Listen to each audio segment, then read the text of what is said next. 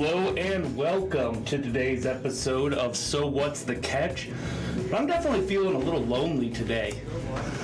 We are missing a couple people from the table. Half the people are gone. Yeah, just about everybody's gone. So we're going to do a Berserk is here in the Berserk box. slightly shorter episode today with Berserk. We're going to do an hour today, but we got plenty of good stuff to get to in that hour, so definitely hang around, and I'll shoot it over to my main man, James.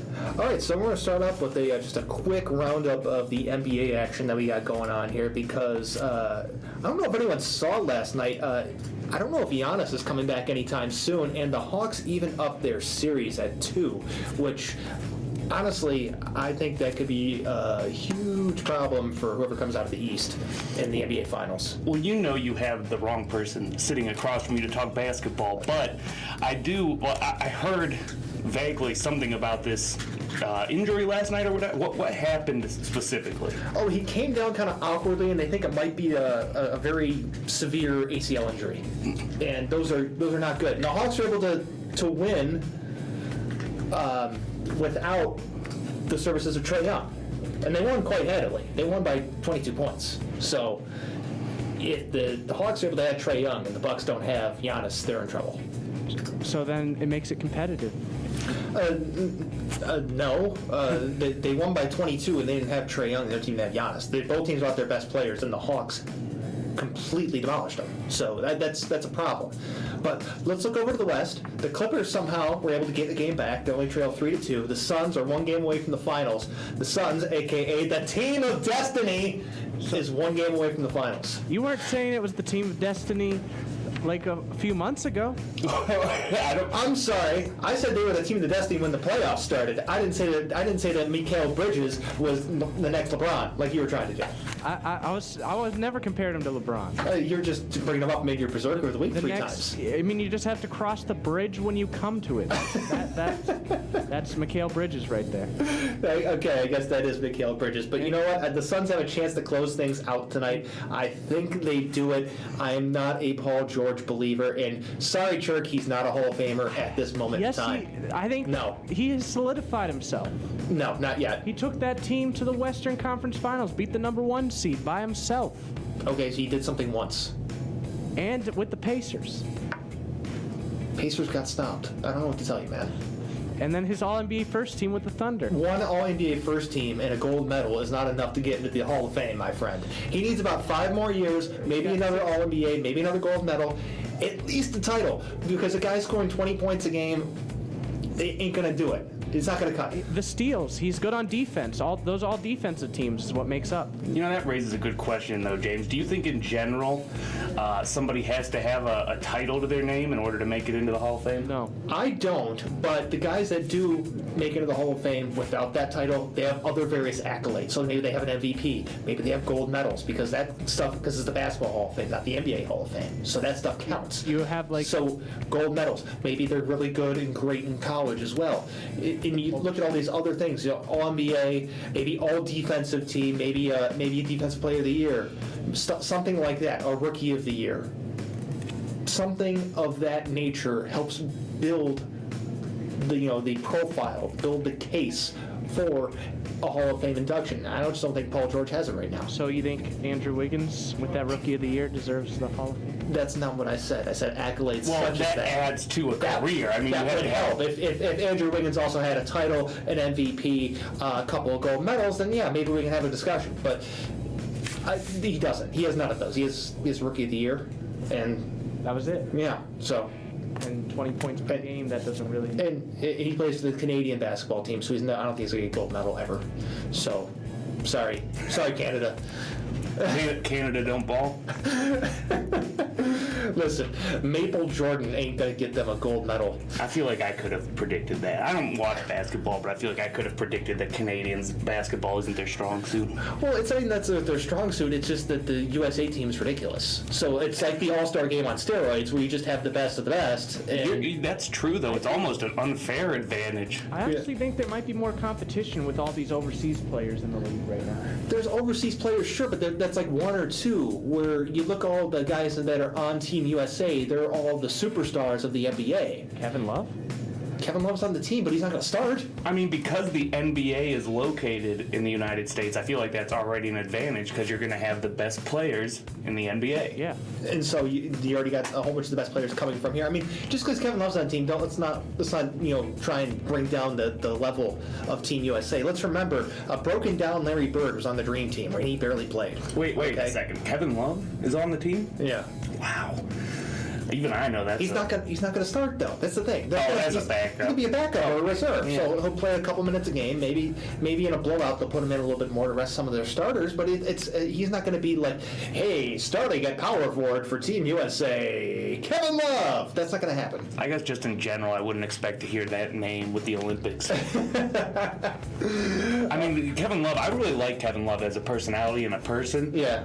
And I think he was great when he had the pieces around him, but ever since then, we've really seen what he's become. I think it's time to move on from Kevin Love, but that's a whole different discussion. We got a couple of coaching hires to run down real quick. Ime Udoka is now the head coach of the Boston Celtics, and contrary to what Jay Williams said, he is not the first African-American coach of the Celtics. Good research there, bud. Like Casey Jones, right? I mean, just a couple coaches ago, it was Doc Rivers. Yeah. The first, they had Bill Russell, the first African-American head coach in the NBA. So, I mean, let's be real here. Jay Williams, not your finest moment. Chauncey Billups is the head coach of the Portland Trail Blazers. There might be some repercussions from that later. Why do you think that? There's several things that we can get into on a different show. Team play? But Chauncey Billups was not necessarily, I don't think someone was there being like, let's all sign off on Chauncey. You know what I mean? And Rick Carlisle returns to the Pacers, best known for winning a title with the Mavericks over the Heat when LeBron first went there. Also known as the coach of the Pacers when there was the Malice at the Palace. Yeah.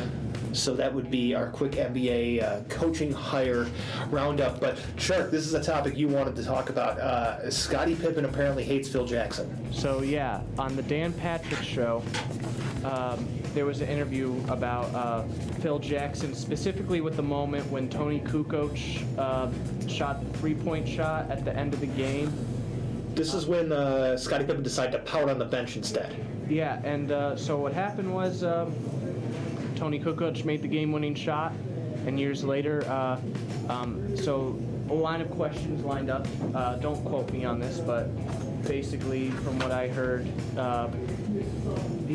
Dan Patrick asked, so are you saying, Phil, like, because of that, do you think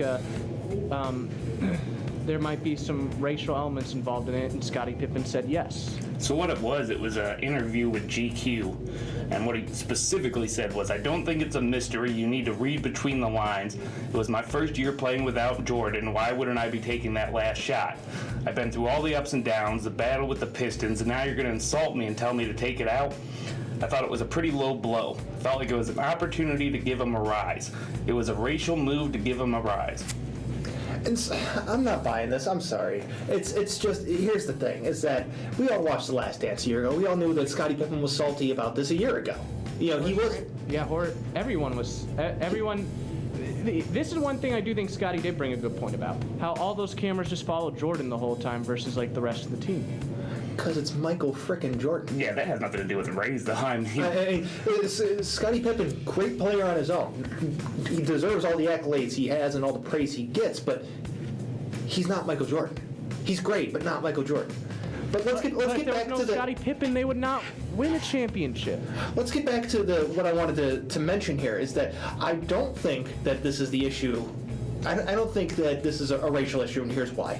There are two other moments in Bulls history during that run that instantly come to mind where a non-African American player is taking the game-winning shot.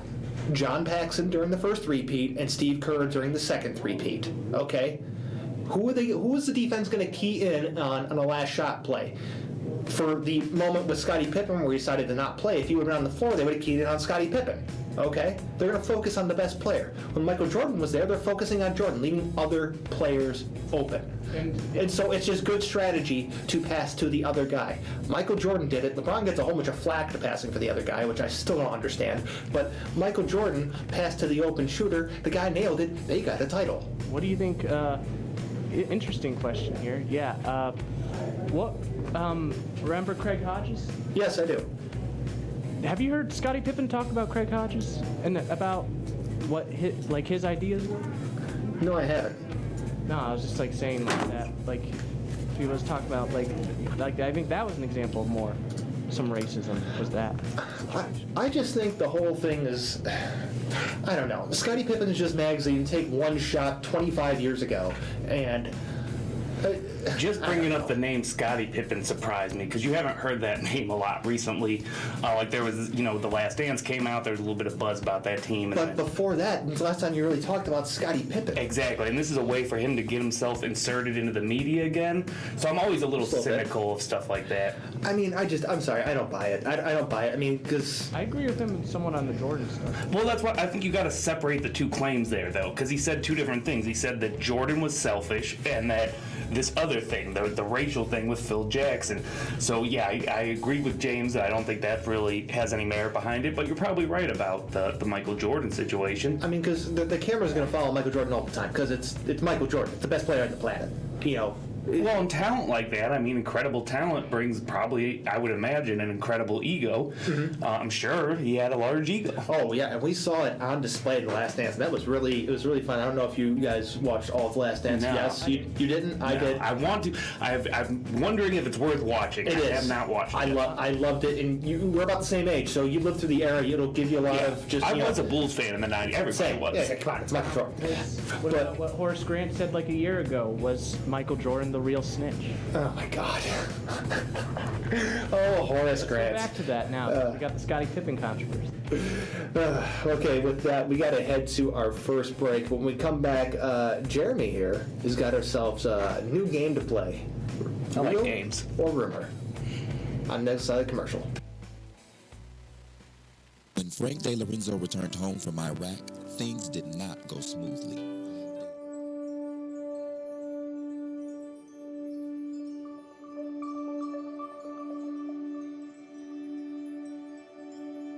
County Captains Baseball. Isaac scores and the Captains walk it off on opening night. We are the talk of the land. AllSportsCleveland.com. Valley View, Cleveland. We are back here on So What's the Catch on All Sports Cleveland at the wonderful Ohio Media School.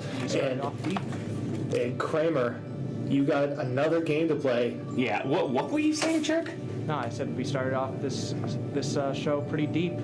We did start with a deep first segment, so let's have a little bit of fun. Let's lighten things up a little bit. Let's get out of the deep and into some fun. A few less. So I want to just start with a quick introduction. I got this new idea first segment this week because I'm thinking back and, I haven't really explained this before, but I've kind of touched bits and pieces that I've had a big period of time where as an addict I was in and out of prison, and I missed from like 2010 till like 2019 pretty much all of sports, like every aspect of every sport. So my knowledge is really lacking in those years, and you can see that sometimes when like I'll be talking to James, who's very knowledgeable in this kind of stuff, and like a few times before I can even get into it, he's already shooting me down, and it's because of the disparity of knowledge, So I figured the best way for me to address this is just to put it out in the open.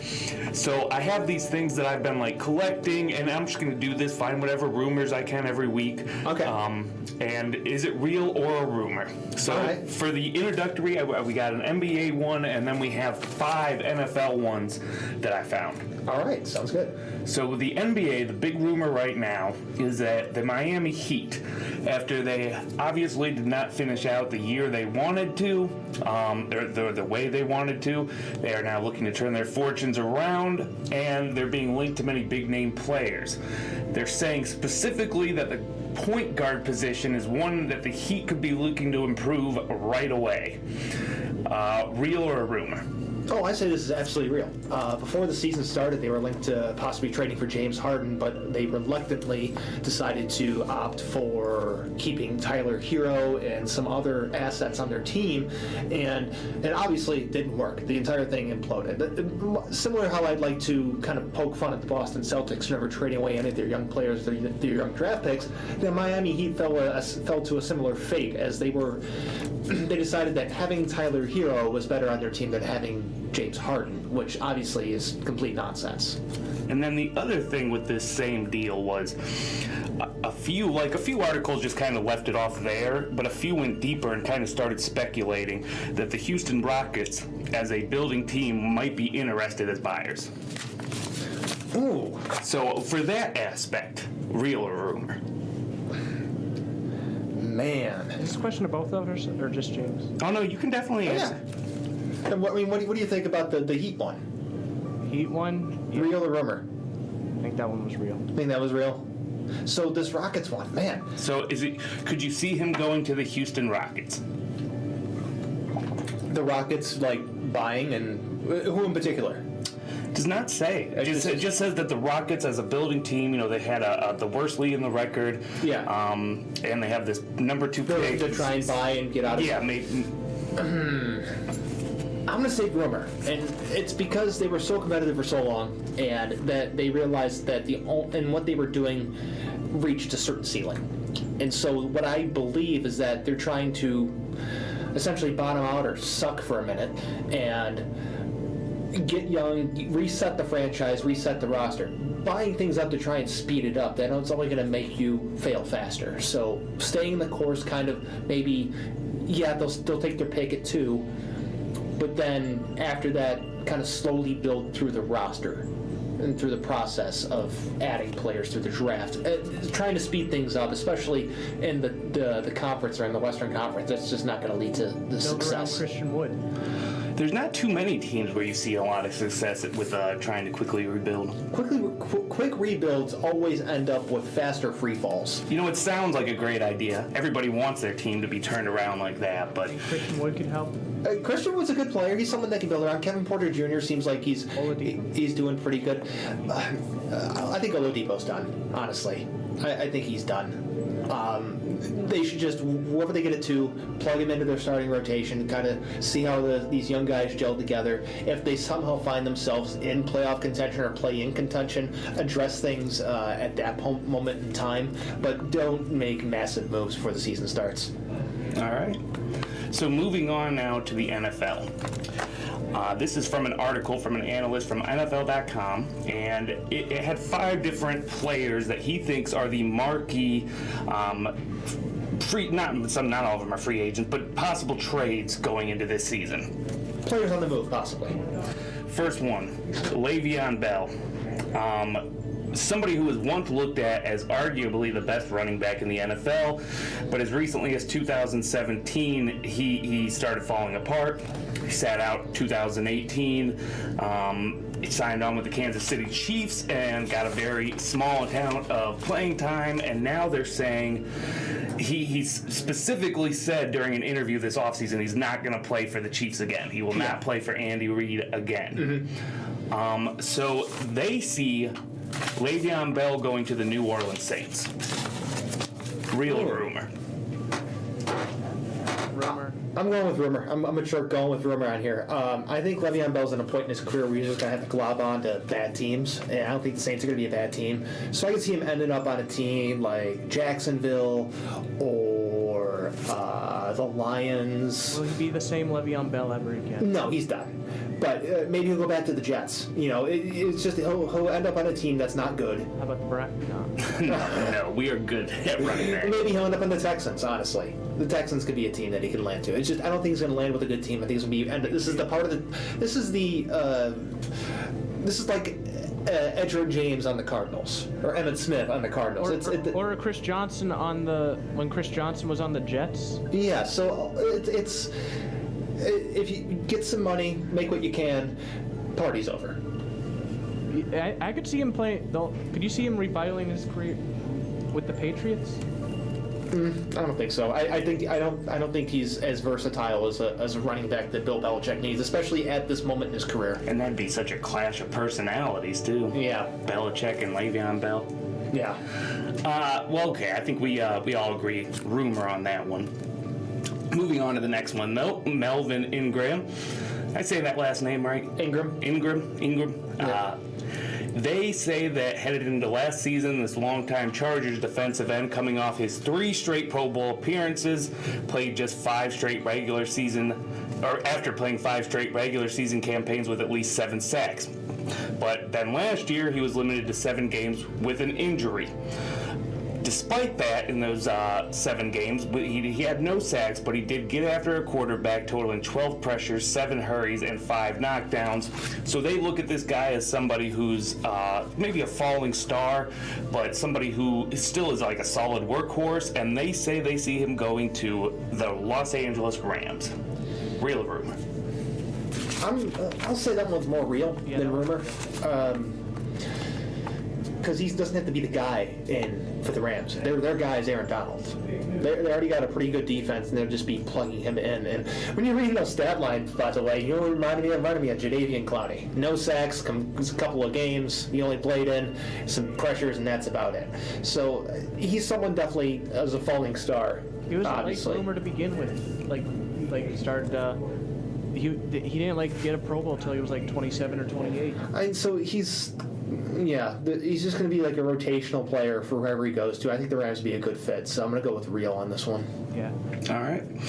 Richard Sherman. Now, while it's very tempting to say that he's probably going to have a return to Seattle, this article goes on to kind of predict that the Cowboys will present an interesting landing spot as well, saying that they could use a veteran piece like Sherman to help mold their still developing units. So, real rumored Richard Sherman. Do you see him going anywhere? And if he does, Cowboys? I do see him going somewhere, and now that I just looked up who the Cowboys defensive coordinator is, I'm going to say real. And here's why. Their defensive coordinator is Dan Quinn, a.k.a. the guy who was his defensive coordinator in Seattle. Oh, yeah. So he's going to run a similar scheme. He knows how Richard Sherman plays. He knows his strengths. He knows his weaknesses. And having someone like Richard Sherman on the roster who already knows the defense can help everyone else learn. And I think having a relationship like that definitely helps. I think it's real he'll go to a different team, but that team is not the Cowboys. You know where that? Who do you think is going to go to? Super Bowl, Super Browns, baby. Oh my God! Well, that's 6 months ago, I might have been with you on that one, but not now. Not now. Not after they already went out and splurged in free agency and they drafted Greg Newsome. They're not going to be adding any more What guys. would happen if we brought in Sherman, hypothetically? How would that? That would create more depth, which is good, but I don't think they're at that moment in time. Well, Team especially building when wise. we're- I mean, they already allocated a ton of other assets to the team, so I don't. We were just talking like a month ago about how they're having issues with their payroll as it is. So, yeah. But just a minute left. Real quick. Todd Gurley, running back, they see him going to the Chargers. Real or rumor. I don't see anyone picking him up at any moment, anytime soon. Todd Gurley's heyday is also gone. I think Todd Gurley's going to have the same boat as Le'Veon Bell. So if Le'Veon Bell signs with the Lions, Todd Gurley goes sign with the Jets or something. I mean, the tread's off the tires here. Let's be real here. He's broken down. He's battered. He certainly isn't the guy that he used to be. He can't carry an offense. There's a reason that he is currently, a free agent. No one's looking to keep him. And last but not least, one of my favorite names in the NFL, Golden Tate, wide receiver. Yeah. They see him landing in New England. Ooh. They say that there was some interest in 2019 reported, and that they say it's safe to wonder if there's still interest there to some degree. Okay, I'm going to say real, and here's why. My man, Julian Edelman, just retired. They're going to need a guy who can fill that exact role. Golden Tate does that exact same thing. Last year, it would have been redundant to have those two on the same roster, but now that he's gone, be a perfect signing for the Patriots. All right. Well, we'll have to take a look at all those in the future, see how they pan out, but very good first segment. Oh. Yeah, so we're going to have to take a break here, and we come back. We got some baseball stuff. America's pastime, always hitting the numbers up. What are you going to do with your old car? You could try selling it, you could junk it, or you can donate it to Heritage for the Blind. Your car will be towed away.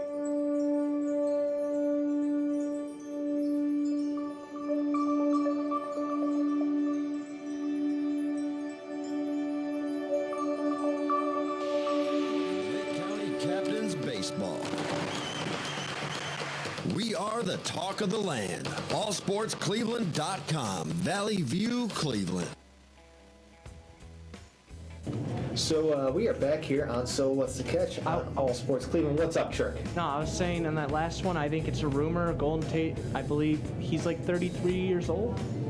I'm not sure off the top of my head. I can Google it for you.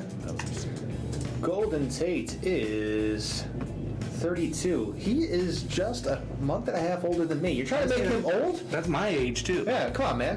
What? Come on. You're talking to two 32-year-old men. Trying to make us feel old. Come on, man. Come on, Shark. But let's dive into some baseball here. Have you seen what Kyle Schwarber is doing to baseballs? Because he is hitting them into orbit. Yeah, apparently. So he has 10 home runs in the last 12 games, which ties the modern Major League Baseball record. He has 16 in the last 18. In the 15 he hit in the month of June is the second most since Sammy Sosa did it with the Cubs during that home run chase with Mark McGwire. This is just absolutely incredible. It's kind of interesting the person Schwarber tied with, too, for that record. Yeah. Albert Bell. Yeah. Yeah, it was with that Albert Bell. I kind of remember that in the game, too, that stretch in 1995 in that season. But, yeah, that's just awesome. And this does so much for baseball, too. Like, this is going to bring in some viewership and positive news. They're getting out of the negative stuff, so awesome. Yeah, I'm just really happy I got Kyle Schwarber on my fantasy team. So, Oh, yeah. just dude smacking bombs, going yard. But he's not the only guy who is hitting bombs and noteworthy. Are you familiar with Shohei Ohtani? He came over known as the Japanese Babe Ruth. He's doing Japanese Babe Ruth things. He's doing Babe Ruth things. He has 28 home runs this season. And he's also starting games. He has a 2.5 ERA this season. So the Angels are actually forfeiting the designated hitter when he pitches so they can have his bat in the lineup. And the dude's hitting bombs. He's tied for the AL lead, or he might have the AL lead in home runs, but he's at least tied for the American League lead in home runs with 28, and he pitches every fifth day. That is absolutely insane. So you think this might be a good replacement for Bieber? This dude's gonna be a lifelong Los Angeles Angel, Chirk. Lifelong Los Angeles Angel. He leads, let me see, italics. Oh, he leads all of baseball with 28 home runs. He leads the American League with 4 triples. He's got a slugging percentage of .688, which leads the American League. This is absolutely incredible. This is what was advertised 3 years ago when the Angels signed him. And you know what? I said before the season started, because we briefly talked about Ohtani. I'm going to say it again. We are looking at the American League MVP right now in Shohei Ohtani. Guy's out there hitting home runs. He's being a productive bat in the lineup, and he's striking dudes out every day. This dude's the AL MVP. It's definitely exciting to watch. And it's like just Sunday, this same dude had almost I can't think of the term. What do you call it when you hit for everything? The cycle. Cycle, yeah. Yeah, he almost hit for a cycle on Sunday. All he needed was a single. Yeah. Like the easiest thing to get. He had gotten everything else, but and he even stole a base too that game. He stole a base and did everything but get a single. But it makes it interesting to watch this kind of stuff. And this is definitely a dude that seems like he's going to be breaking a lot of records. I mean, this is exactly what baseball needs right now. Him and Schwarber is what baseball needs, because there was so much controversy surrounding, foreign substances and spider tack. Having a conversation about offense. Who was the one who said this is like TSA? There was someone who compared it to going to TSA. A lot of people compared the foreign substance checks to being going through TSA, because there was the blow up with Max Scherzer a week ago. Same thing with Sergio Romo. Then actually when they inspected Trevor Bauer, they went a little bit more in depth, and what they did was they're actually checking his fingernails. So not his mitt, not his glove, his hat. Their fingernails, which is actually the right thing to be doing, because you're not going to catch anyone unless you check their fingernails. They're still going to get stuck underneath there. That's wouldn't have thought of that. Yeah, so that's where they need to check. But honestly, man, the whole foreign substance thing, they finally got one player who's been flagged for foreign substances, and that would be the Mariners' Hector Santiago. So is there a punishment? 10-game suspension, but right now that's under investigation because they're not sure what it is, because he maintains that it was just rosin and sweat, which is not illegal. Yeah. Or you're allowed to use rosin and sweat, and sometimes what happens is it looks like a white patchy substance or leave a stain or become sticky. And so the umpires looked at it with their lack of, I guess, knowledge on what exactly the substances is. They're just, hey, is it sticky? That's literally what they're looking for, not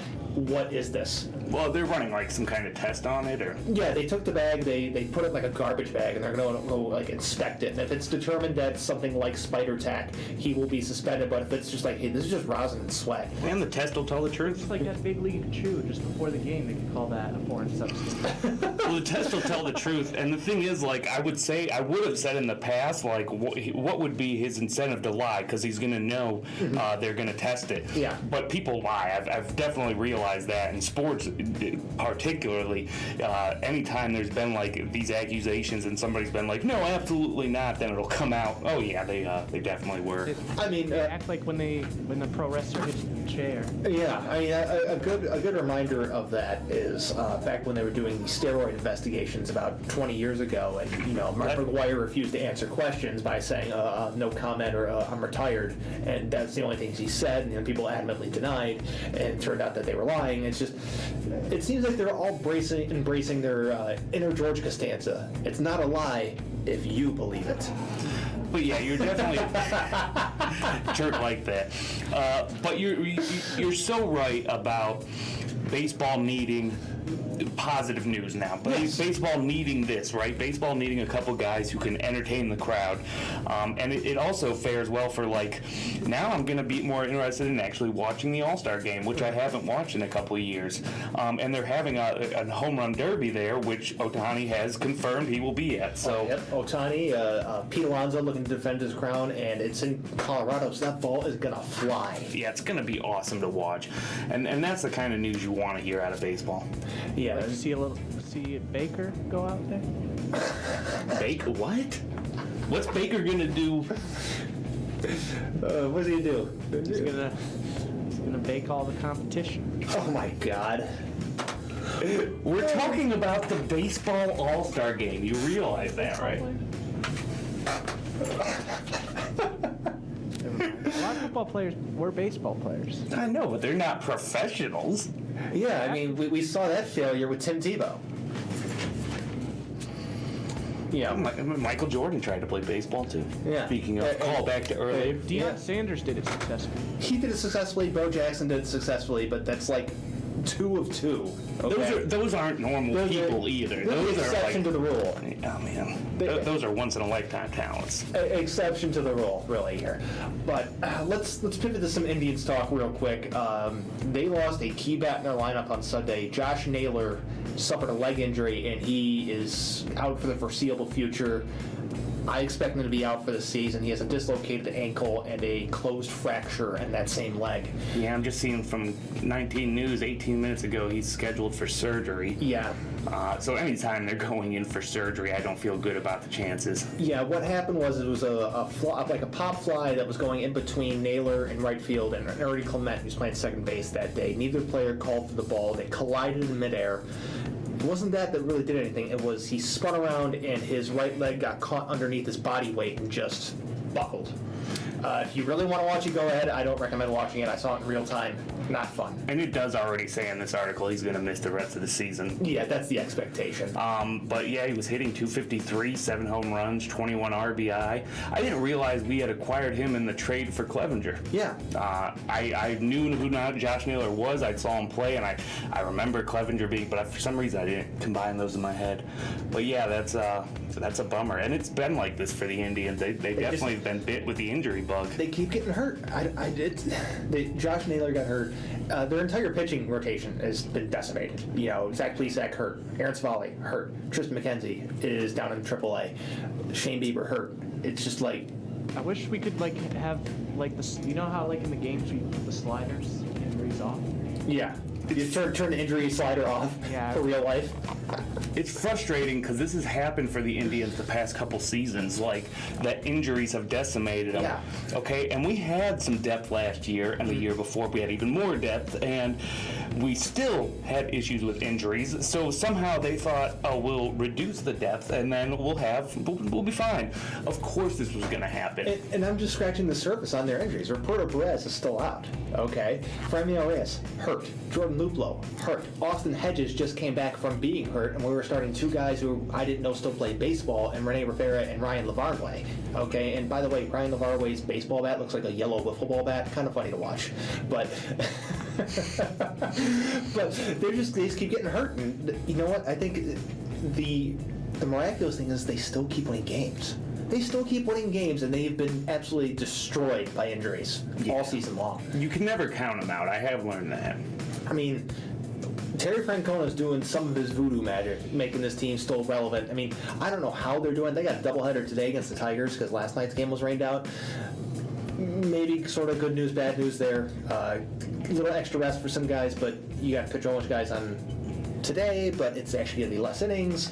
But I don't know. I think they'll be able to do something. I mean, again, playing the Tigers right now before the All-Star break, while guys are still hurt, huge, so they can get some easy wins while, they're still trying to come back from everyone being hurt. But as long as Francona's in charge, you just can't count this team out. You really can't. And they're still only 2.5 games behind the White Sox. I don't know how. I don't get it. It doesn't make sense. I mean, the White Sox had their own injuries too, but not to the extent Cleveland has. Yeah, White Sox 46-32, Indians 42-33. It's I would not have expected to see us here. The Tigers at 34-45, and that's such an insane drop from the Indians to the Tigers too. I would not have expected for it to work out like this. I mean, before the season started, I thought they were going to win like 82, 83 games, above 500, but just barely. They're probably still going to be destined for that zone, but you know what? I think they might actually be able to exceed that expectation by a game or two. Do you see them sneaking into a wild card this year again? Or? Well, right now they're 2.5 out of a wild card. They might be 3.5 out now.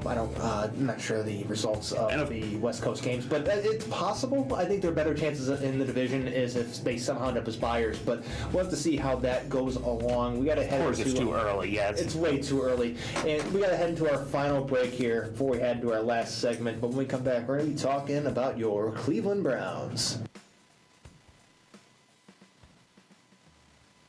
Okay, Sarah, I'm dropping you at Emily's, and Josh, you're going to soccer, right? Yeah.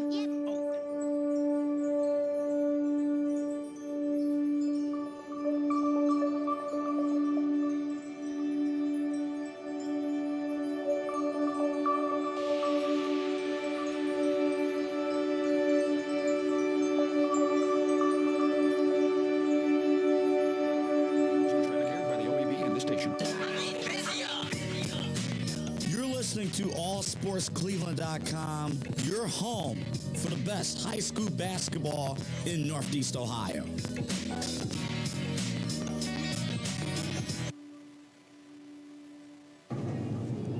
All right, we are back here for a final segment here on So What's the Catch on All Sports Cleveland. Sometimes. Most of the time. Sometimes.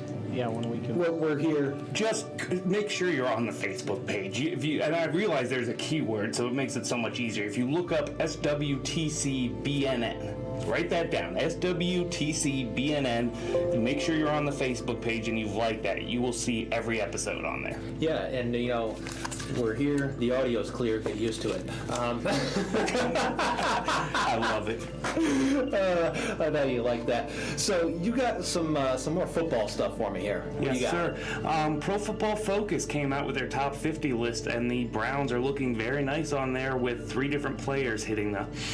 We have Myles Garrett going in at number 25, running back Nick Chubb at 37, and of course newcomer safety John Johnson ranked in at 41.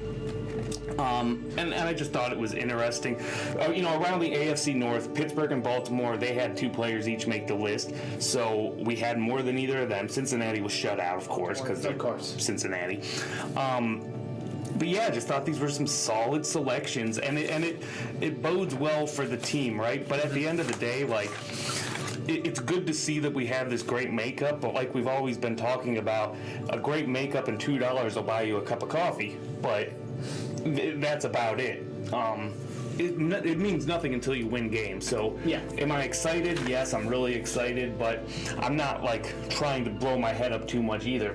Did Baker make the list for the top 100? He did. It was only top 50. It wasn't top 100. Yeah, this was but top 50, but he did not. I don't think he would He have. made the top 100? I don't think he would have made the top 100. You don't think? No. I'm not sure he would have. There's some great players already left off this top 50. Yeah.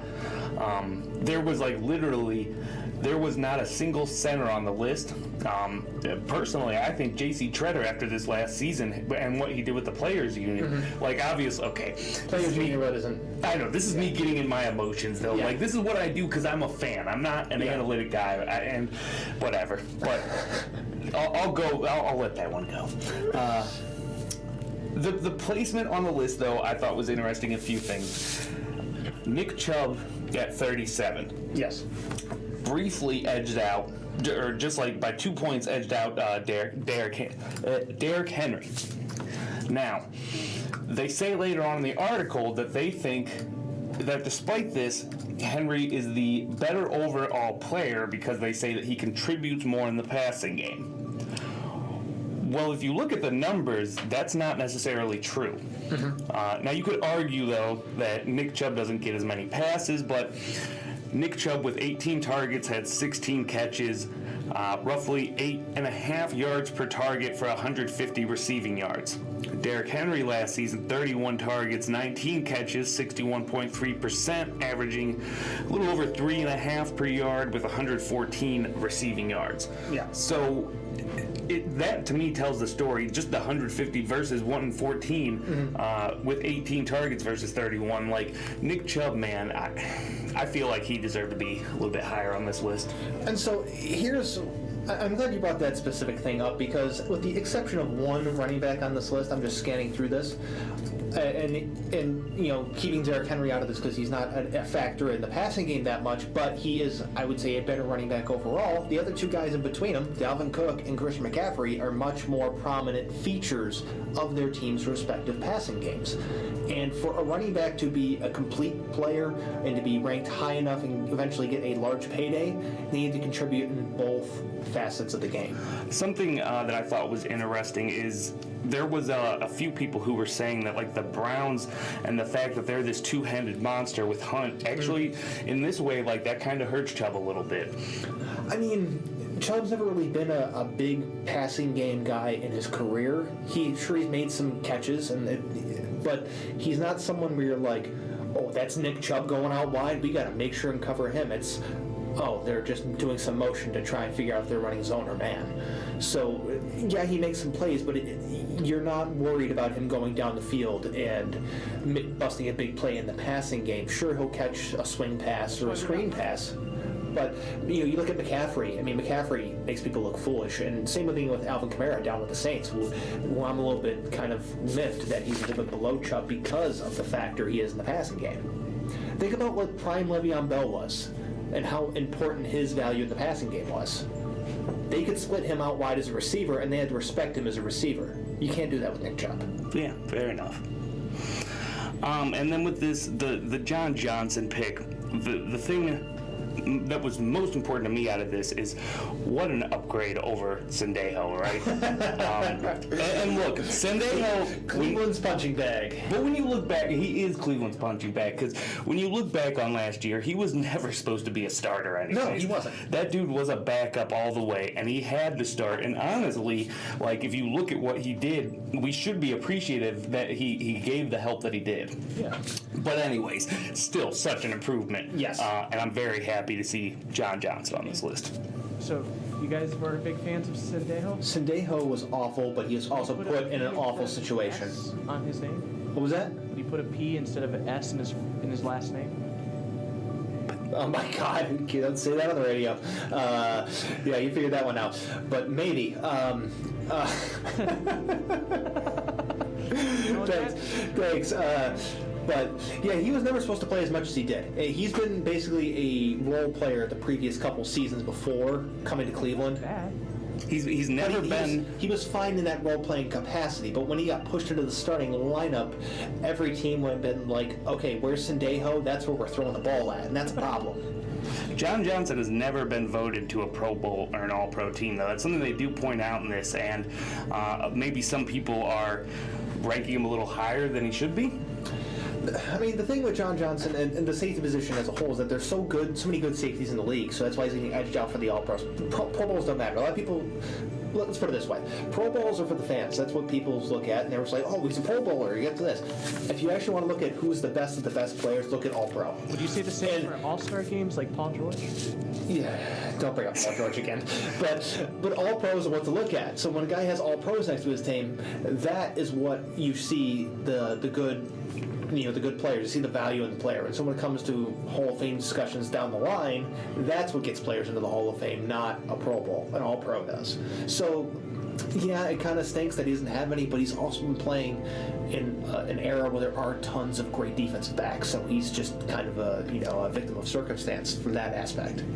And then to kind of wrap all this up, I feel like this and some other things we've talked about in the offseason have really helped to boost the fans' confidence in the team and probably some of the team's confidence in themselves.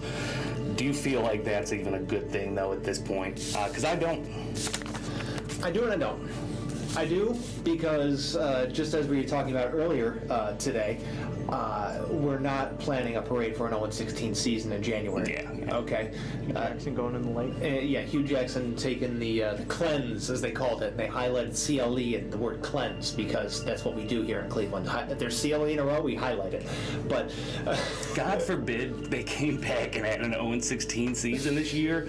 I would be behind selling the Browns at that point. Because you'd have to say, like, it's obviously Cleveland. It's just Cleveland. So having the good expectations and the high expectations, it's better because we're not planning the potential parade. I mean, if any of you guys do follow Chris McNeil, aka reflog_18 on Twitter, he actually planned the parade the year before when they were like 0-14 and barely beat the Chargers. So he already had all the plans and the approvals from the city done the year before. So the second time around, it would just be like, hey, I'm back, I want to do this again. And they're like, okay, yeah, they signed off, it was all good.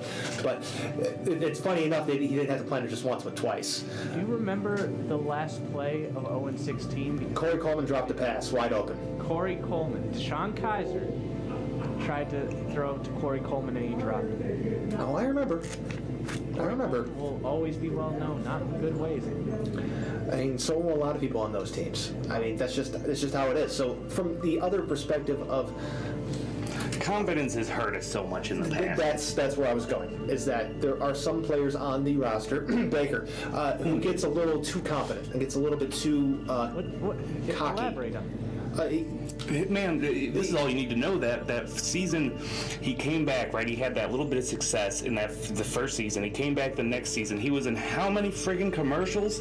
Like, every other commercial I saw was Baker Mayfield before he was ever... I mean, you hadn't proved yourself, bro. Like, you're not that level yet. I was already frustrated then. And so the commercials don't bug me as much, but as that season played on, I'd be like, can't they just cut these things? But because that season was such a disaster. But he's someone that when he is confident, he's prone to overconfidence, which means he overestimates his own abilities, which you see him try to fit balls in windows that don't belong there. Then you see him try to extend plays when it's completely unnecessary. We've seen it. We saw 2019. You remember 2019? That was the entire season.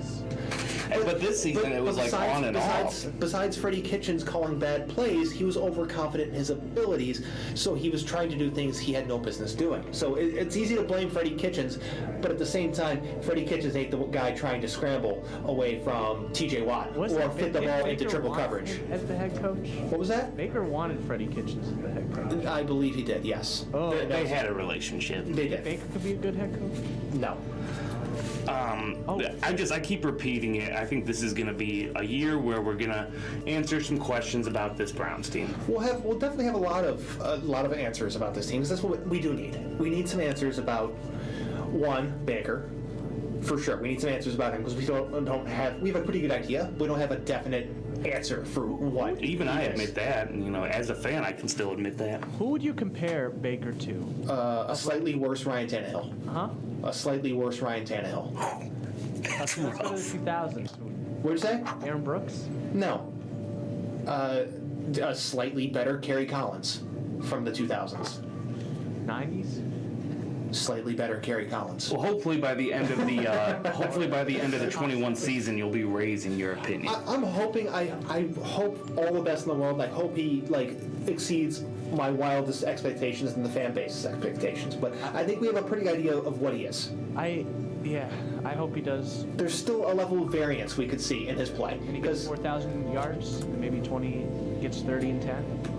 He could, maybe, but the thing is that you gotta look at the offense that they play and how he plays when they do certain. The way Baker plays. came out in that Steelers game, when we were such underdogs, that's the mindset he needs to keep. And it's been said over and over again, but it's so much, easier said than done, obviously. But that's what he has to keep in that dang mindset. And so you've heard me say it 1,000 times. You're gonna hear me say it 1,000 more times. Baker Mayfield's a better quarterback when they run the ball more and they use play action. Okay? When he passes it, it's just not good. When he passes it like a maximum of 25 to 27 times, that's the sweet spot for Baker Mayfield, because that means that you had an effective running game and effective strategy offensively, that the pressure's not on his shoulders. I think also too, what the media says about him. If they're gonna say some bad things about him, he'll have a better game. But when they praise him, he's not gonna have a good game. But the thing is, as a professional, you got to put all that crap behind you. You really do. You can't live and die off the internet as a professional athlete. We saw his downfall in 2019 because of it. He was too busy interacting with Colin Cowherd to actually, become a better quarterback. Do you remember that video of Baker? Which one? Exactly. He ran away from the. Oh, yes, I remember the one from in college. I was just hoping you weren't saying that there was a video of his supposed incident at a local restaurant. What? What happened? I'll tell you off air. All right. But since we're almost done, it is that time. Oh, it's Berserk of the Week. It is time. All right, hit us with it. Because I got it already. Oh, you got your Berserker of the Week? Ben Simmons. Let's do the drum roll. And the Berserker of the Week goes to PG. You knew. I knew it! You Paul George! Hall of Famer.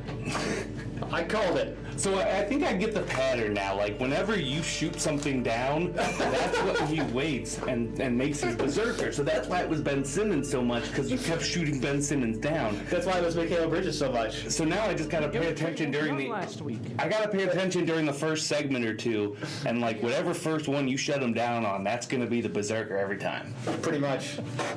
We'll see.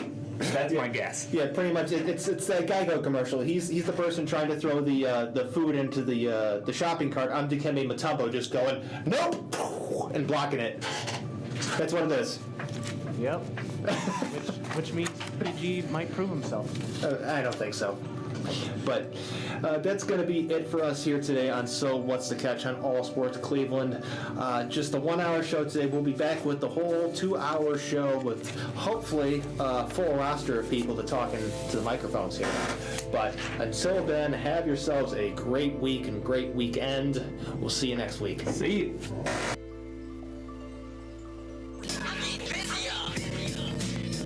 Listening to allsportscleveland.com, your home for the best high school basketball in Northeast Ohio.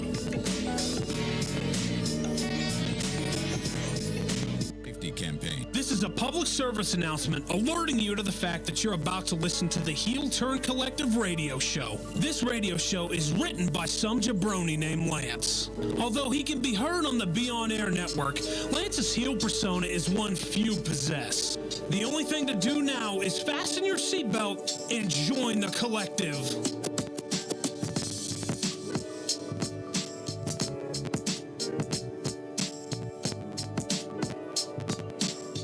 What's happening?